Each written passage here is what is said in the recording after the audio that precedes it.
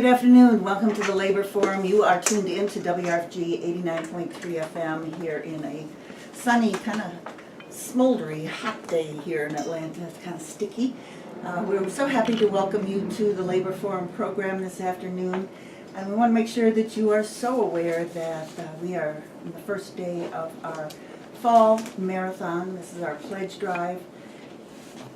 WRFG is a listener-supported station. That means that we don't get corporate money, we don't have commercials, and we really rely on our listeners to provide the necessary funds to keep this station on the air. You know, we're 100,000 watts, we have a mobile app, we stream, and the Labor Forum also has its own YouTube channel. So at this time, many of you may be driving home from work, so please do, when you get to a safe place, where you can either call here at the studio at 404-523-8989 or go online where you safely and securely can use your credit card or debit card to make a pledge. Please do that. You go to WRFG.org. There's a donate button, and then a menu comes, and you can choose to attribute your funds to the Labor Forum. It's a way for us to know that we in fact are valued by you, our listeners. So the song that starts the program off is We Do the Work by John Fromer, a really wonderful songwriter and musician who unfortunately died about 2 years ago. And we love his song to start this program because it encapsulates who is on this program and what we talk about, all those that do the work. The opinions that are expressed on the Labor Forum may not necessarily be those of the Board of Directors, staff, or volunteers here at WRFG. But again, we are a mission-driven station. That means we're not a free speech station. We are a station that is about elevating those who have been marginalized and left out by this capitalist society that looks at profit and not the value of people. So we're going to start our program today with the two segments that we've initiated since we came to an hour on Mondays. And this first one is Labor Headlines, followed by This Week in Labor History. And then we're going to have a conversation about education. Today we're going to talk about education. And we also have a person who's calling in from the Philadelphia Teachers Union, Federation of Philadelphia Teachers. And they have an incredible situation going on in Philadelphia, but one that is really replicated in school systems across the country. So here are our labor headlines for Monday, October 13th, 2014. Last week, October 7th, marked the anniversary of the U.S. attack on Afghanistan in 2001. 13 years of war has devastated this mountainous country, killing over 21,000 people in Afghanistan and displacing hundreds of thousands, both internally and now many in refugee camps in bordering countries.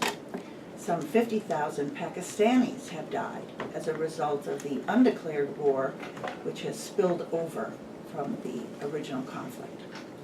U.S. military and civilian deaths come to over 5,000, with at least 50,000 injured. These numbers do not reflect the untold delayed medical issues and suicides which impact the veterans of this war. The financial cost is in the trillions of dollars, figures that are so hard to comprehend when every societal need is cut because of a so-called lack of money. The Afghanistan war remains in the headlines because despite the administration's claim that the war is winding down at the end of this year and that troops are being withdrawn, the new Afghani government recently signed a security and defense cooperation agreement that okays 10,000 troops called trainers and advisors, we've heard that term before, to remain in the country another 10 years until 2024. So we're really looking at a 23-year war for sure. Workers and their families are the most that are impacted by a policy of endless war, and we here on the Labor Forum will continually bring up this issue. There is some news to report on the struggle of the Boston school bus drivers who for over a year have been battling the machinations of the union-busting, French-based multinational corporation Veolia. Then that corporation is using every trick in the book to gut their contract. Despite the company firing 4 of the union's top elected leaders, they and the rank and file have persisted in upholding the gains of their contract.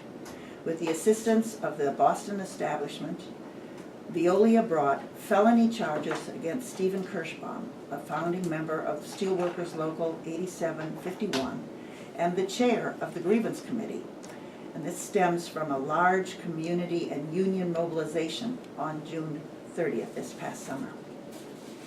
At a pretrial hearing last Monday, October 6th, where once again hundreds of drivers, community, and other union members packed the courtroom and rallied outside, 2 of the 4 bogus charges were thrown out by the judge. A trial date of November 24th has been set for the remaining 2 trumped-up felonies, and the steelworkers, bus drivers, and all their allies in the Boston community, as well as around the country, will once again fill the courtroom and take to the streets. My last labor headline for today is about the worker in the giant Kia plant in West Point, Virginia, who died last week on October 7th when a massive load of steel fell on him as he was operating a hand-controlled crane. The official cause of death for John Ed Donovan, a resident of Lynette, Alabama, is something called compression asphyxiation. He essentially smothered to death because of the weight of the steel that fell on him. OSHA is investigating, but its report is not expected for months. Non-union Kia was given millions of dollars in tax breaks to build its plant in Georgia, but its location near the Alabama line means a substantial number of its employees live in that state, like John Ed Donovan. Its around-the-clock production has spawned dozens of low-wage parts plants in the area. You might remember the death of Teresa Weaver Pickard, who worked for Seiwan, one of those manufacturers, and who died in June of 2013. The Labor Forum interviewed activists who provided our listeners with this information. Ms. Pickard had complained of chest pains early after starting work. Other workers had collapsed that week from the excessive heat in the building. So management sent her to an un-air-conditioned break room where she waited at least 2 hours, and some people say 3, before an ambulance was called. Teresa died on the way to the hospital. Hundreds of workers die each year, not just in Georgia, but across the country, and many thousands suffer from injuries on the job. The issue of labor safety, of the right to a safe and good job, is one of the things we always talk about here on the Labor Forum.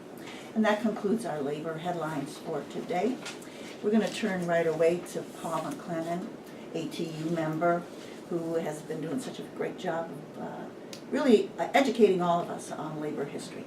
So what you got for us today, Paul? Okay, thank you, Diane. On October 17th, 1950, in the town of Hanover, New Mexico, workers at the Empire Zinc mine began a 15-month strike. Represented by Local 890 of the International Union of Mine, Mill, and Smelter Workers, the miners, overwhelmingly Mexican-American, had voted to strike after reaching an impasse with the company over economic and structural racism issues, including the way jobs were classified to give higher-paying ones to whites and lower-paying jobs to the majority Mexican-American workforce. The strikers were united in their demands to end this racist system.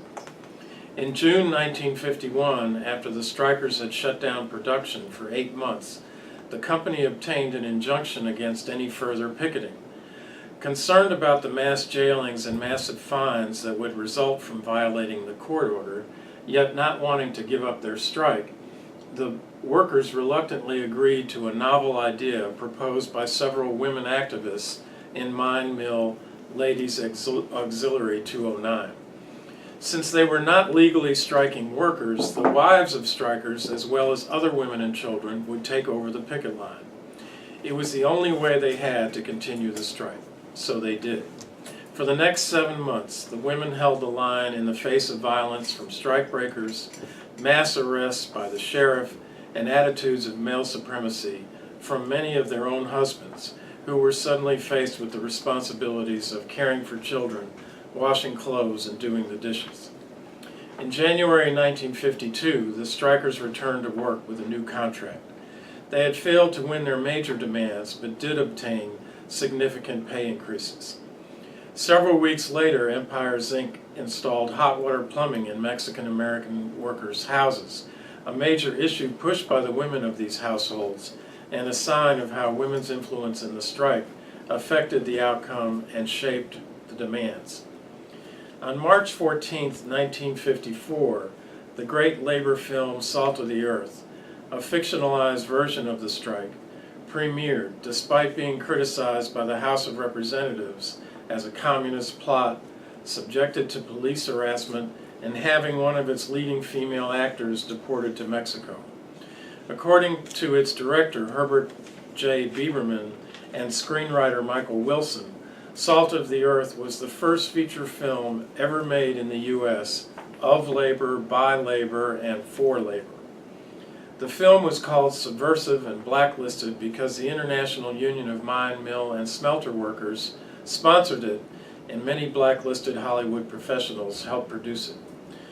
The union was the direct descendant of the Western Federation of Miners, the radical mine workers in Western mines that played a key role in founding the Industrial Workers of the World in 1905. It had been expelled from the CIO in 1950 for its alleged communist-dominated leadership. Almost immediately, shooting on the film became hazardous. Mobs of vigilantes descended on the set, knocking over cameras, assaulting members of the cast and crew, and telling them to leave town or be carried out in black boxes. They played noisy music over loudspeakers, shot bullets into the unoccupied car of one of the actors, and burned down the home of another. Post-production was no easier.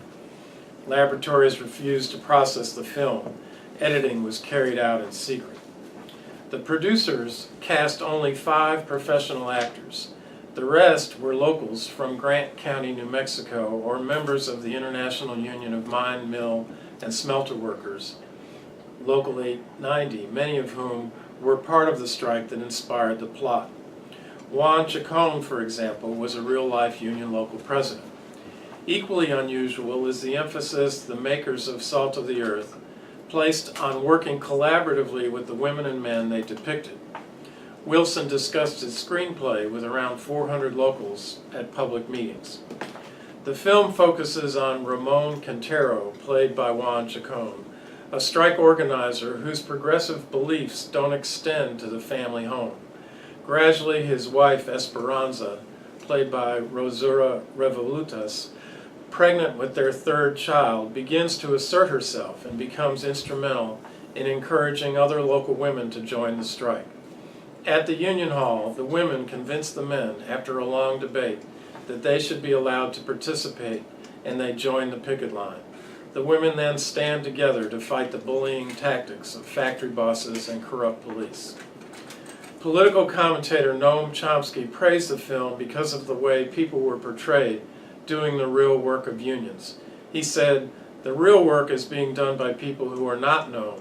That's always been true in every popular movement in history." The film was also years ahead of its time in demonstrating that questions of race and class are inseparable from gender. Women of color feminists would later call this the theory of intersectionality. Intersectionality is a useful tool in understanding the interlocking nature of different forms of oppression and in guiding a strategy that makes sure that all people are included in our struggle for a more just and equitable society. Thanks, Paul. I want to say I remember so well the first time I saw Salt of the Earth, and I've seen it many times. I really encourage anybody who's interested, not just in the issue of labor history, the fight against racism, the fight against women's oppression. This is really a film that is quite educational and is, as you said, it was really a landmark film that was made. Thanks for bringing that to our attention. We're going to do a real quick message and we'll be right back. And I want to remind you again that we are in our pledge drive here at the station. And we encourage you to call in if you can. And I'll take this phone call while we're listening to our message. WRFG, may I take your pledge?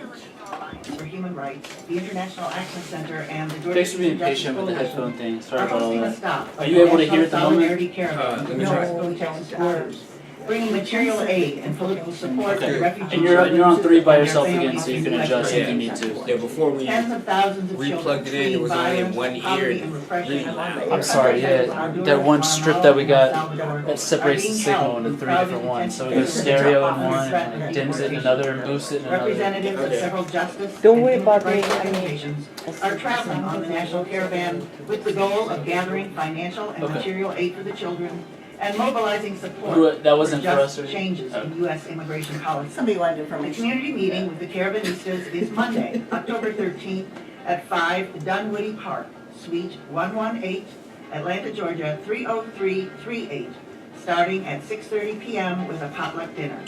For additional information, That's all the your number is PSAs too. 770-457-5232 or email atlantaiac@aol.com. Again, this important community meeting is Monday, October 13th at 5 Dunwoody Park, Suite 118, Atlanta 30338, starting at 6:30. This is a public service announcement brought to you by your station for progressive information, WRFG 89.3 FM, www.wrfg.org.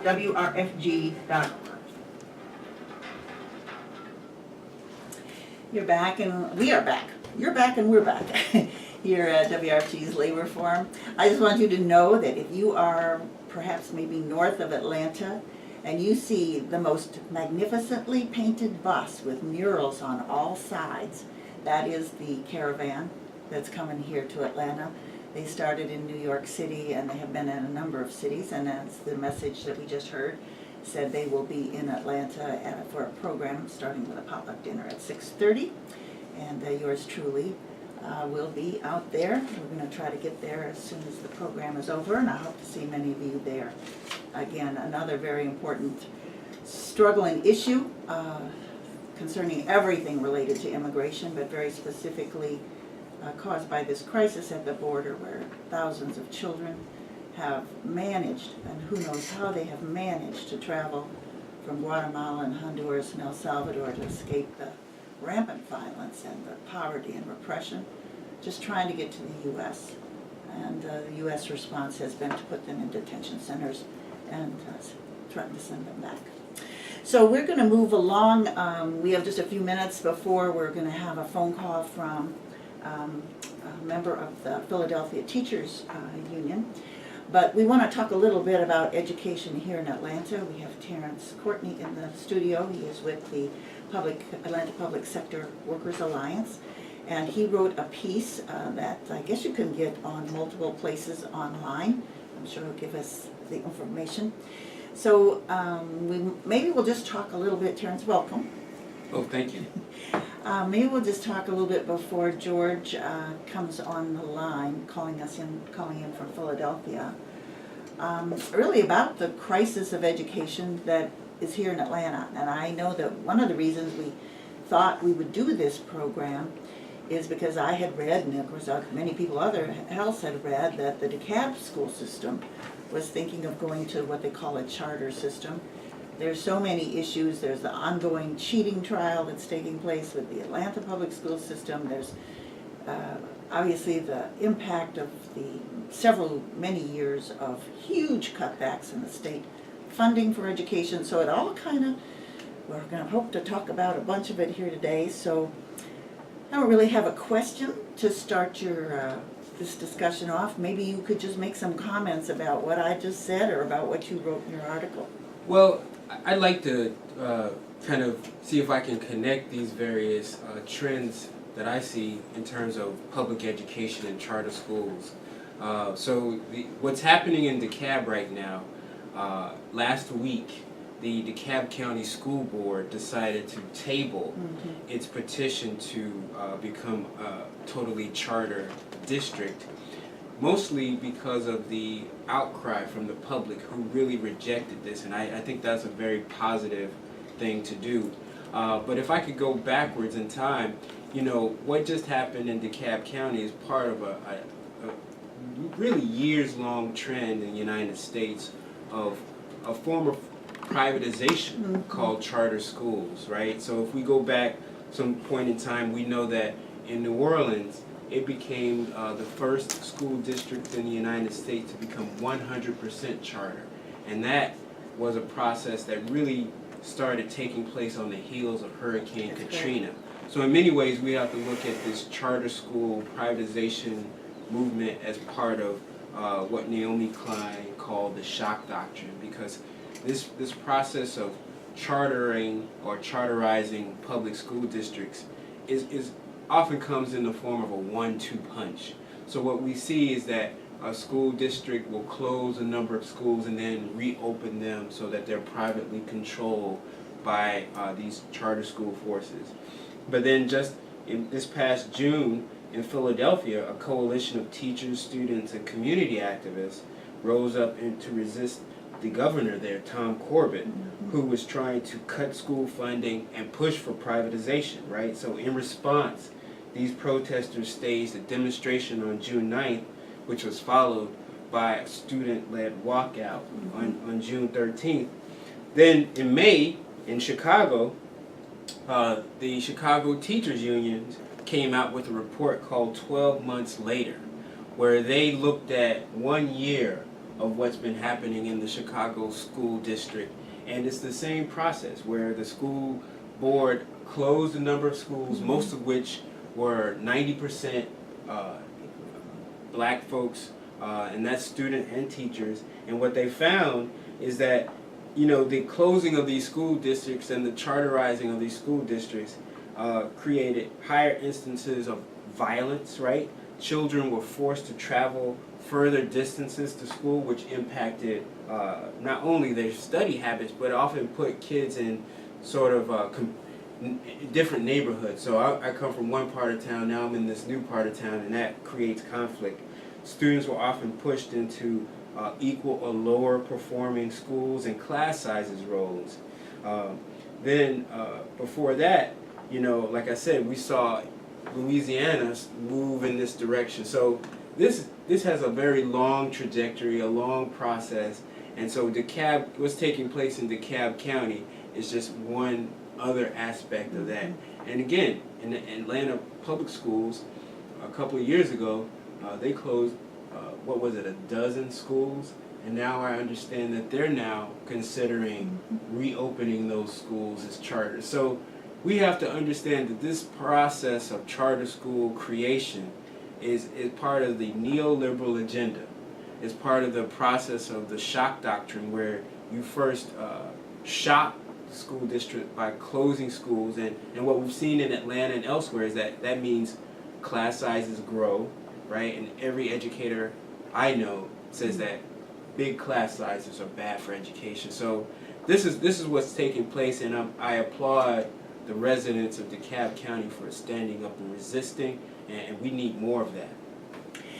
One of the things that I think, there's so many aspects to it. Obviously, one of the reasons, or many of the reasons, that schools get closed are because of the financial collapse of the tax system, which is based on property taxes, which is based on, then again, when the foreclosure crisis hit, tens of thousands of people lost their homes, but it also meant that there were no taxes that came in. So we have this kind of strange situation in the United States, I think, where school districts and the amount of money that is spent on education for children really is dependent upon the neighborhood, the value of the property in the neighborhood. And I don't really know enough about other school systems in other countries, but it strikes me that this is something probably pretty unique to the United States, to decide that how you fund schools is based on that. So that then, of course, we've seen here in Georgia that the state part of school funding has been cut by in the millions and millions and millions of dollars. So that everything kind of comes down like a ton of bricks on teachers and administrators in these individual schools who are supposed to do more with less. And that's the kind of, it seems to me, the common theme everywhere on a job, is that every worker is supposed to do more with less pay, less equipment, and just less. Well, I mean, in some ways, I think that analysis is right, but on another level, I think it's also not just a lack of revenue via taxation. I mean, and we can talk about better ways to pay for public schools, but you know, it's also how they spend the money they have. So, for example, when you look at the Atlanta public school system, it gives a portion of its tax revenue to the Beltline, right? So this is a private enterprise that is not benefiting the public schools, but yet the public schools have decided to give a portion of its tax revenue to the Beltline, which in many ways help create or set the stage for the school closures that they had a few years ago. You know, one of the things the administrators of the Atlanta Public School were saying at that time was, oh, we can't afford to heat empty seats, right? In other words, that because the classrooms were, class sizes were small, they felt that that was somehow economically inadvisable. And I contend that, you know, small class sizes are a good thing. Education. Right. However, that's the rhetoric they use. So I think that there's many different facets to the problem. One is how the school systems are funded, but the other question is how they misallocate the revenue that they get, and that's a problem as well. I mean, we just see, for example, in Germany, where they decided to use their public sector in a positive way. They've made higher education completely free. Right.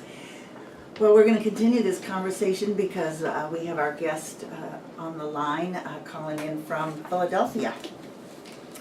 So I'd like to introduce George Jackson, who is with the Philadelphia Federation of Teachers. Hi, George. Thank you so much for giving us time and calling in. No problem. Thanks, man. All right, so listeners, this is an incredible situation that is taking place in Philadelphia. Terrence just gave a little bit about the struggle that took place earlier in the school year when both parents and students and teachers rallied against all these school closings. So, but George, if you wouldn't mind, it's hard to do in just a few minutes and a few sentences. If you can describe to our listeners exactly what the issues, what the struggle, what the fight has been in Philadelphia over your public school system. Wow. Wow. That's a really big question. You know, we'll probably circle back around to a lot of these points. But, you know, essentially, since our governor, Governor Corbett, took office in 2011, public schools across the state, he's got about $1 billion in public education since 2011. Philadelphia is disproportionately affected by those cuts. I think Philadelphia school district educates about 12% of the state's children, but has borne about 30% of the cuts. Wow. As you can imagine, as folks, you know, other folks on the call realize, you know, what that means in terms of services and programs for school children and, you know, for students. It means, you know, classrooms that don't have the adequate necessary supplies. We're talking about the loss of personnel programs. I think since 2011, 86% of non-teaching assistant positions have been eliminated.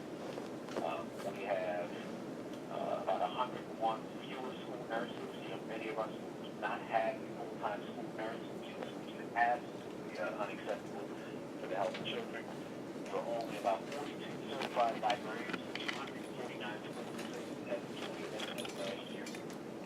1 out of 4 schools don't have a full-time music teacher, and so on and so on. So that's that's kind of a quick overview of what's been happening financially to our school district. So the rhetoric from the School Reform Commission, which is the state-controlled body that runs Philadelphia's schools since 2001, has taken it upon themselves to paint Philadelphia's educators as the folks who need to help get the district out of this deficit. In other words, reach into your pocket to fix the deficit that we've created, over the over the past several years. I'm sorry, George, can I interrupt you a second? Okay, you just said that the governor appointed the school commission that is, School Reform Commission, yeah, it's a five-panel, it's a five-person panel of commissioners. 3 are appointed by the governor, 2 are appointed by the mayor, but it's So the it's majority. It's a state-controlled commission. Well, Diane, that's not unusual. I mean, that's the same thing that was done to the New Orleans school district, and here in Georgia, the state took over the DeKalb County School District. We saw a few years back they did that to Clayton. So this is a common tactic to take over a school district, and then it is a way to fast track this process of the shock doctrine, where you cut funding, close schools, and then you privatize and charter the school district.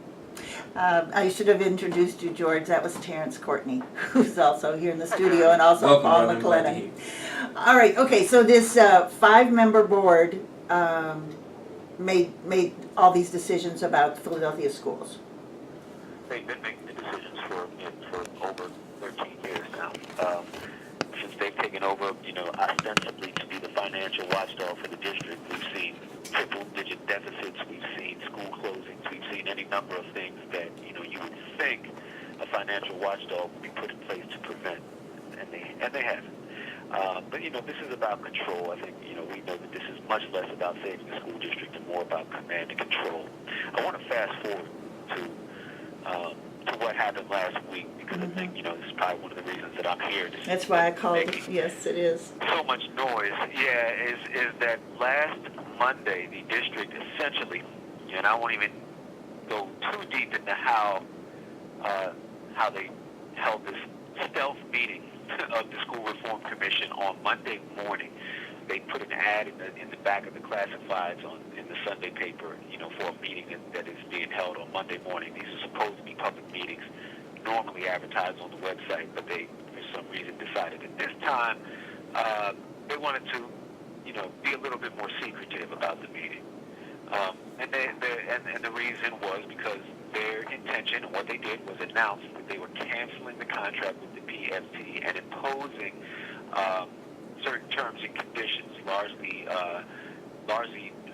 related to imposing a new health care plan and imposing new contribution levels for PFT members.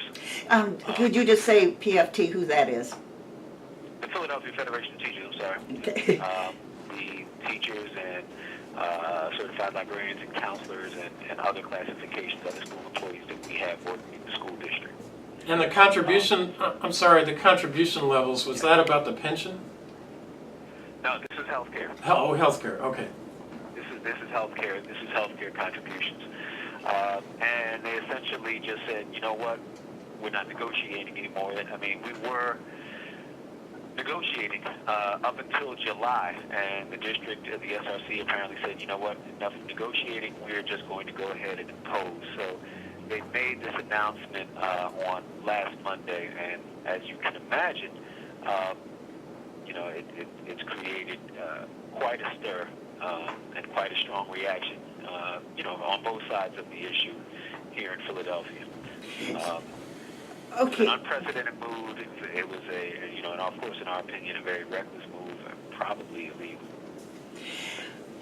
It's okay, so does this start immediately, and also what is the response going to I be? think it's supposed to be it's supposed to be as of December 15th. They're going to start an open enrollment process on October 20th.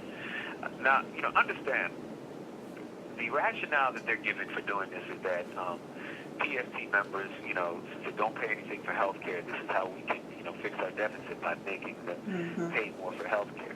Now, the PFT, we were not opposed to the idea of members making the contribution for health care. However, the premiums that they're asking for are going to put many of our members in a huge financial bind. I mean, we're talking about premiums that could go as high as $626 a month if you want to if you want to insure your family. And we're talking about teachers and school staff who are paid anywhere from 10 to 20% less than what teachers make in the surrounding counties, the counties immediately surrounding Philadelphia. So you're talking about teachers that are A, underpaid, B, have not had a raise in about 3 years, and C, spend thousands of dollars out of their own pockets every year to buy school supplies because the district only gives every teacher about $100 per year to use in their classrooms.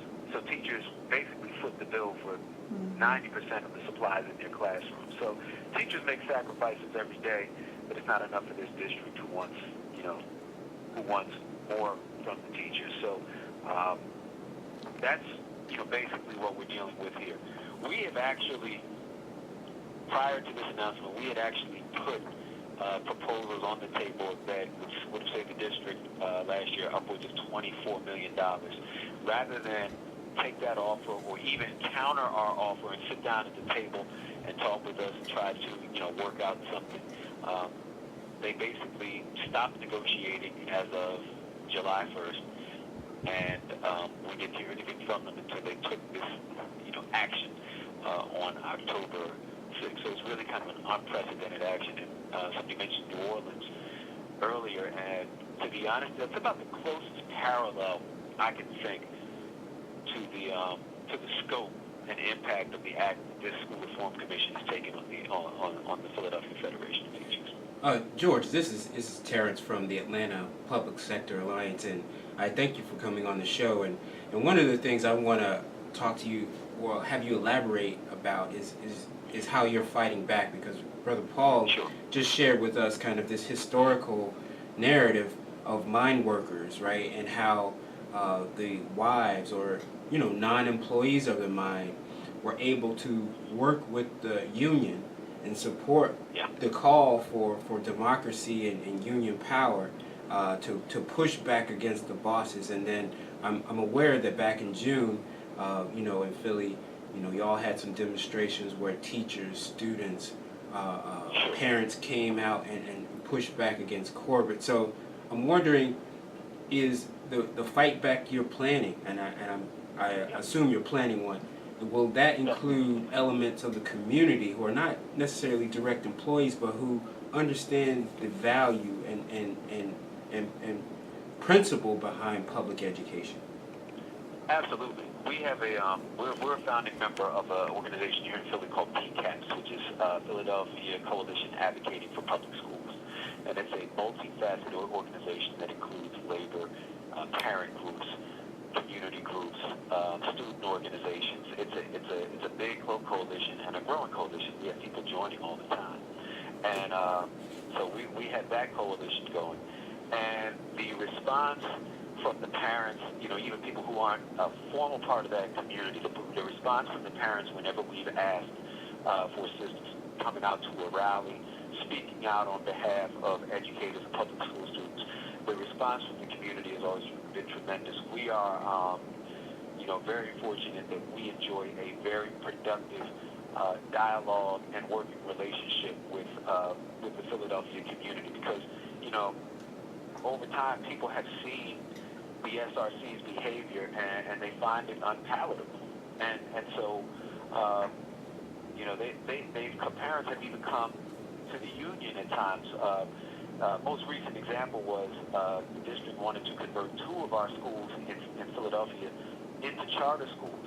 The parents came to us and said, "We don't want that. Help us organize so that we can, inform our community why this is a bad idea." And so we helped them, and both of these charters votes were put to a parent vote, and at both schools, the parents voted down the notion of converting these schools into charter schools. So our relationship with the community is very strong, and one that we're constantly working to build. We have a community engagement coordinator here at the union named Yvette Jones, who does yeoman's work, keeping us connected with clergy, parents, and of course with other labor organizations.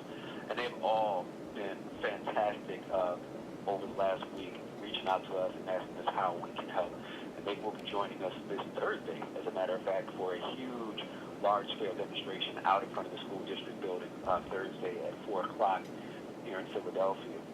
On the union front, we of course, in response to the district's actions, the district filed a pleading to the Commonwealth Court, essentially looking for the legal clearance to do, to take this action that's been taken, and we will be filing our response to their pleadings very shortly. So we're going to exhaust every legal measure and every community measure we can to stop this, and and all other options, with the union are on the table as well. So this is not over by a long shot. This is just beginning. Just to say, here in Georgia, the state also changed. It was a big struggle here with the teachers. They changed the insurance, the health insurance, which, just what you said, hit the pocketbooks of teachers that are already underpaid and already contribute in so many ways.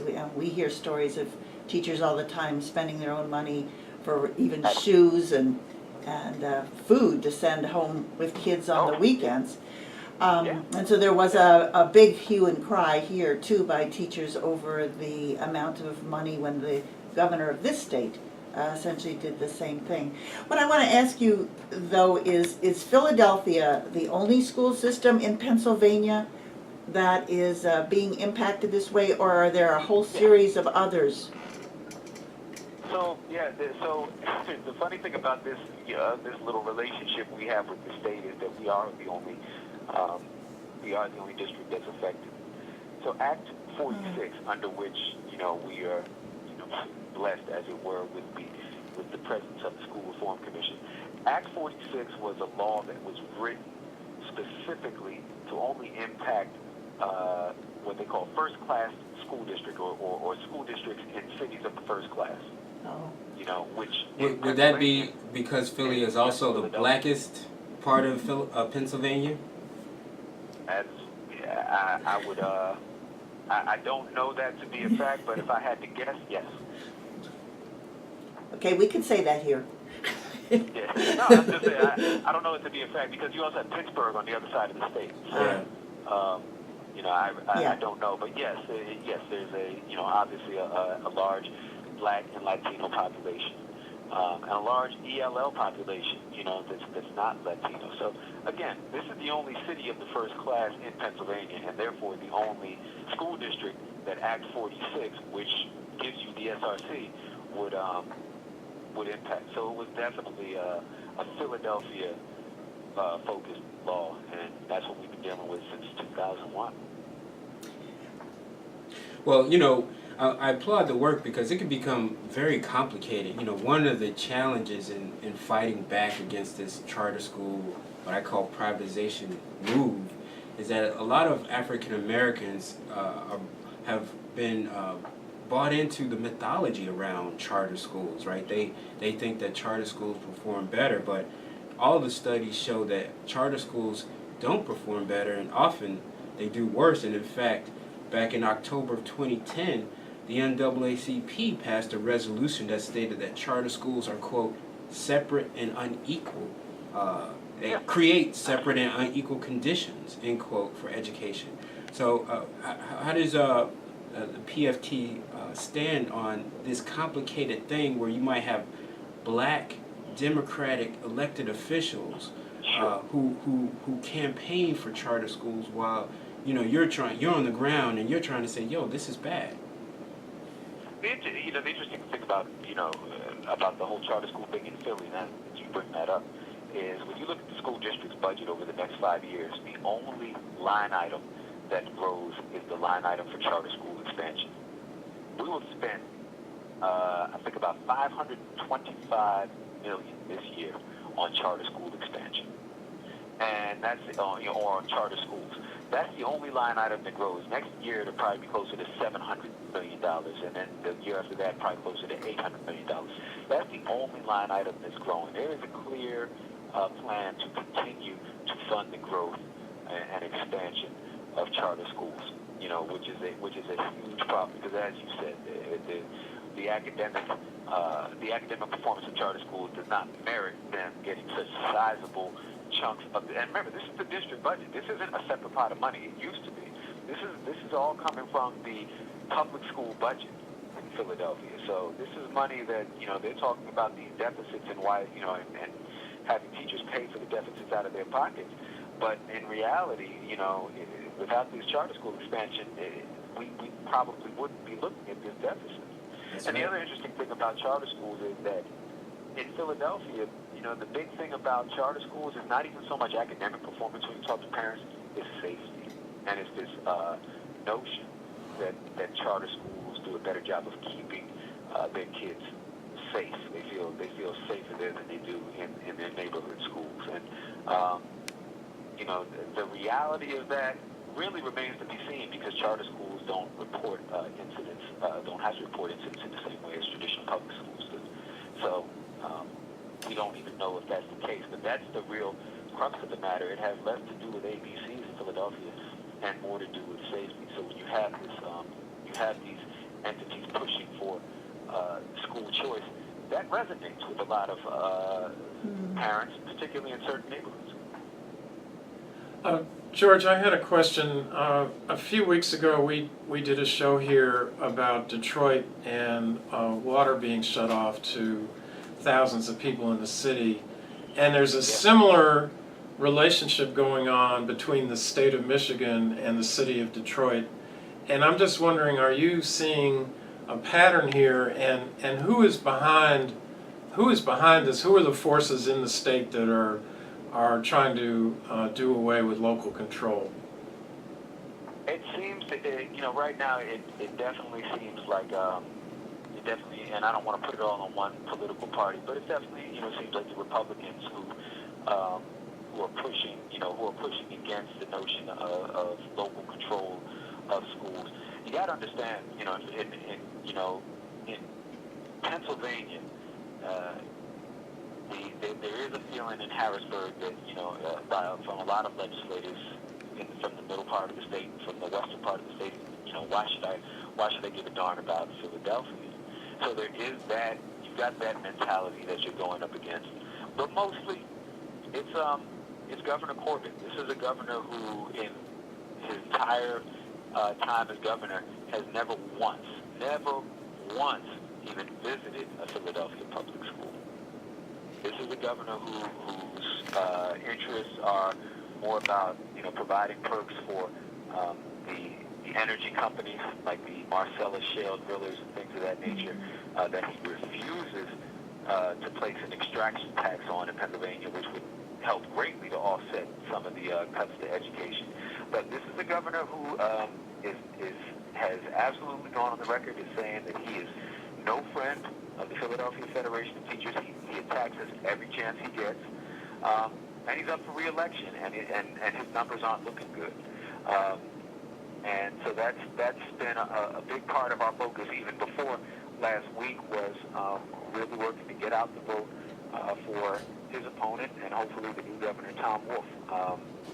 Because it starts off, I think, with having legislators who are going to be responsive or at least come and talk to you. And that's not what Governor Corbett is. Governor Corbett has pretty much drawn a line in the sand when it comes to unions and the Philadelphia Federation of Teachers in general.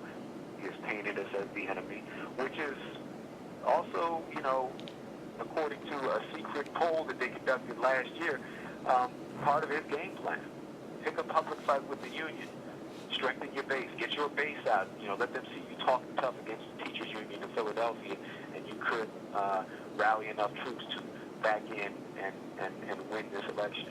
So that's ultimately what we see as our, as the biggest force behind a lot of this, a lot of the moves that are being made. But I want to just chime in on this, because clearly this is something that's not just one governor taking place in one state. So I think it goes a little bit more to this transfer of public wealth through the form of taxes and fees and the variety of ways in which working class people and others, contribute to the things that they regard as necessary for society to function. So it's this effort by profit-making entities to somehow grab on to a section or a bigger and bigger share of this so-called public money. And to not just get it to put in their own pockets, but to actually alter and change the way whatever that service is functions.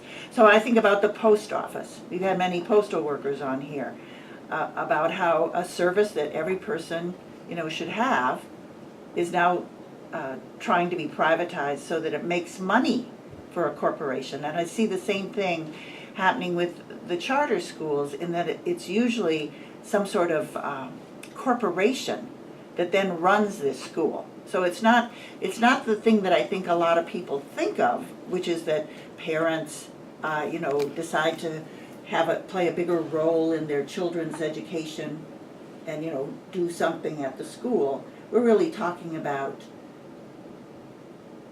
education of children from, kindergarten, first grade, and on up through high school and college being something that makes money.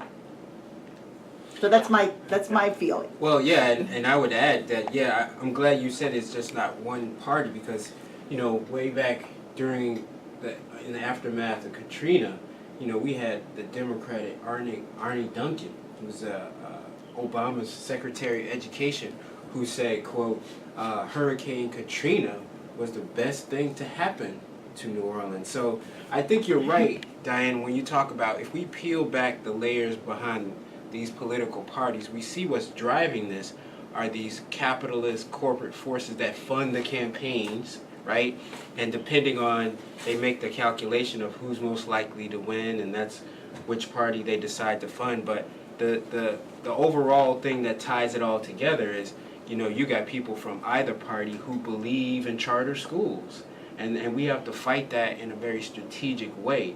And I'm glad that you're clear about that in Philadelphia.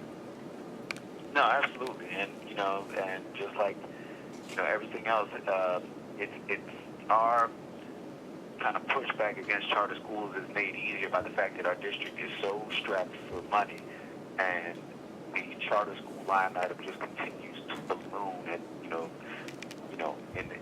in the hundreds of millions every single year. So when you have that kind of dichotomy in the way it's funded, it becomes easier to point it out. But you're absolutely right about your other point, which is that there's definitely a profit motive behind a lot of the support for charter schools and privatization in general. I think education is big business, and when they have these little quote unquote school reformer conferences, where they talk about privatization and vouchers and things like that. The underlying premise about all this is a multi-billion-dollar business, and one of the few that hasn't been, one of the few public sectors that hasn't been totally taken over by the for-profit contract sector. Not yet, anyway. George, we just have a few minutes left of our program, and again, I want to thank you for being on, and we are in our pledge drive here at WRFG, and I want to point out to those that are listening about how you would not have been able to hear a voice directly from Philadelphia presenting this information if it wasn't for your listener-supported radio station, WRFG. And I want to encourage you, when you get home, if you're on the road or if you're at work, that you please do take this time to go to our website, WRFG.org, and make whatever contribution you can to sustaining the station so that we're able to both improve our quality and our content with much more ability to reach out, not just here in Atlanta, but across the country and the world to get the information we all need. So George, if there's somebody out there who, one, has relatives who live in Philadelphia, and or just wants to know more, do you all have a website or some form of information Absolutely. where we can let our listeners know? You can visit us at www.pft.org.